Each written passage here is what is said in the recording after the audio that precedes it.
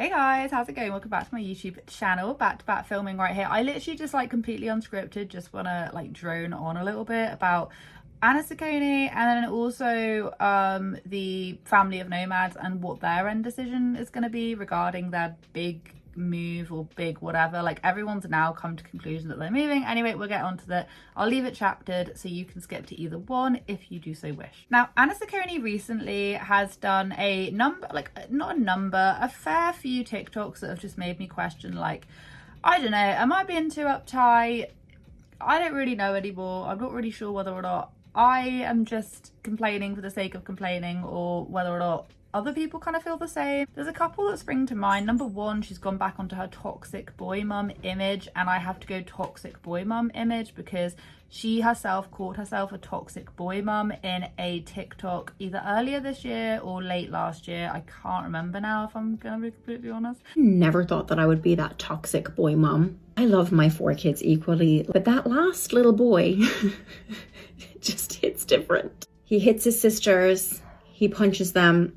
I'm like, maybe he's having a hard day. Pulls his sister's hair and he teases them and he hits them, but it's okay because he's a boy and she's a toxic boy mum. And she was saying all of this with like the sincerest of faces.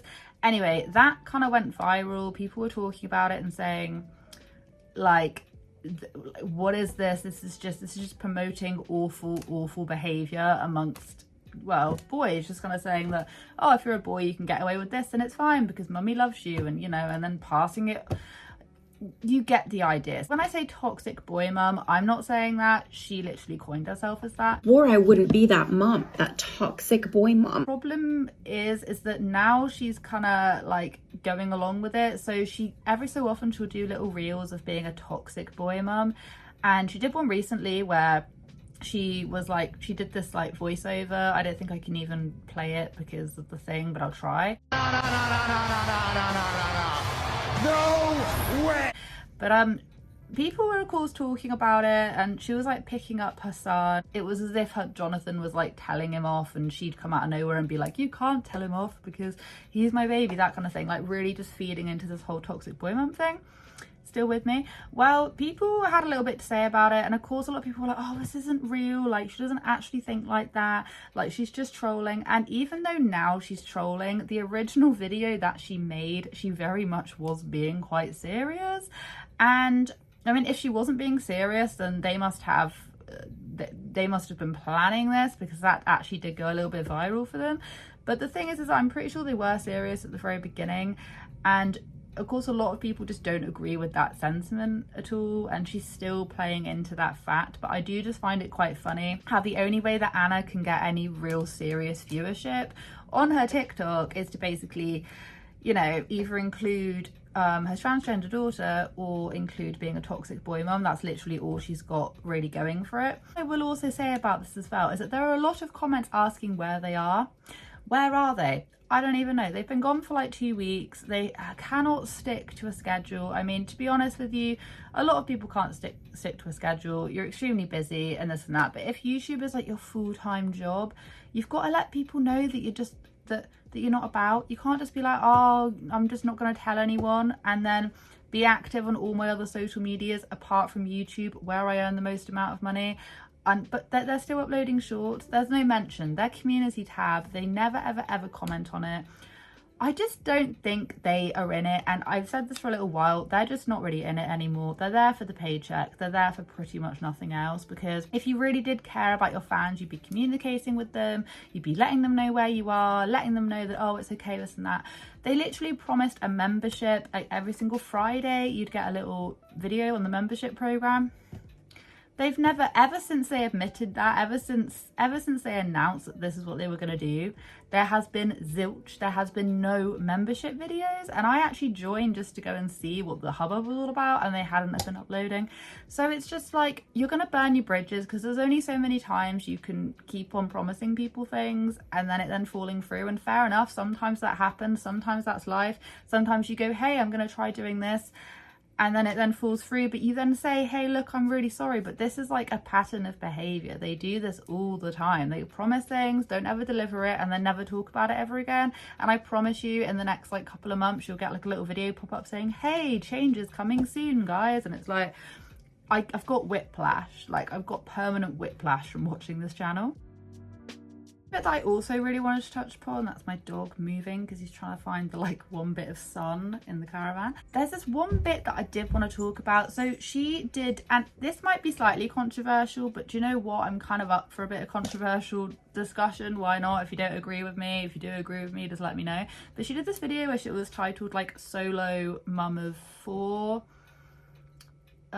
Spend a day in the life of solo mum of 4 or something a bit like that. And I'm sure in her sentiment, I'm sure the way that she meant it was that she's parenting solo, not that she literally is a single mum doing this and that. However, if you title something like that, like solo mum of 4 or however she said it, people are going to instinctively think, oh, she's a single parent doing stuff on her own. I'm not even sure if she mentioned Jonathan in the video, so people who click on it may not realise, but no, she's not a solo mum of 4. And actually, okay, this may sound so harsh, but bear this in mind, they were literally daily vloggers for like years and years and years, and I've watched a lot of their content. I don't think I've seen many times where it's just been Anna with her 4 kids, just like her doing all the stuff during the day. Jonathan's nearly very always hands-on. Now, the comment section was quite conflicted. Some people were saying like, you know, how dare you use this for tag when you're not a solo mum. Other people were like, that's not what she meant. She just meant that she was solo parenting. And the thing is, is that I do find it extremely interesting because I actually do find a lot of the time when people are single parents or whatever, they don't actually tend to voice it quite as much. And I know there are people out there that do voice it, and I'm not saying I'm a single parent. There's nothing to be ashamed of or anything like that. I'm literally a single parent, so that's not where I'm getting at. But you know, I've used it in a couple of things before, but I find that a lot of people who actually are don't tend to use it so much. I know there are a couple, like Brianna K springs to mind, where she does her whole like divorced mum of 3 or whatever it is. Like some people do, but a lot of people don't as well. It's quite mismatched. But the very, very, very second that, you know, a parent, a mum and a dad, you know, one of them has the kids for the day, all of a sudden it's like solo parenting, like making it this great big thing. And I think a lot of people feel a little bit like, well, this is what we do all the time, and you don't see us parading it about social media.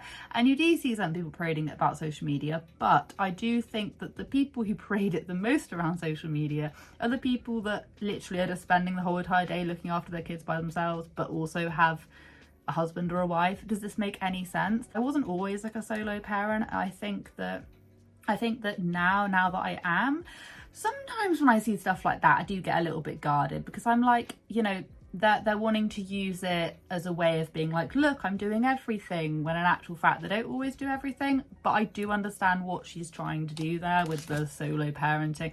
Do you know what I mean? It can mean either solo mum, like a single mum, or I'm parenting my kids by myself for the day. Do you know what I mean? And because I will say this, cleverly worded it, you know, it could mean either. And I don't, you know, do I think she meant a lot of malice by it? No, but I do think that a lot of people do use that to gain a lot of traction. Because, you know what I mean? Because, I mean, in a kind of, you know, twisted way, you know, if you're like a mummy vlogger, for instance, maybe that could be a bit of a flex, you know, hey, I'm doing all of this by myself, and you see that quite a lot. Kind of see why some people might get their backs up about it, but I don't know. I just thought it was interesting just watching her juggle it all, because like I say, I haven't really, and this is no tea, no shade, I literally just haven't seen much footage of her just doing everything by herself, and that doesn't mean to say she hasn't or she doesn't, you just don't see it as much.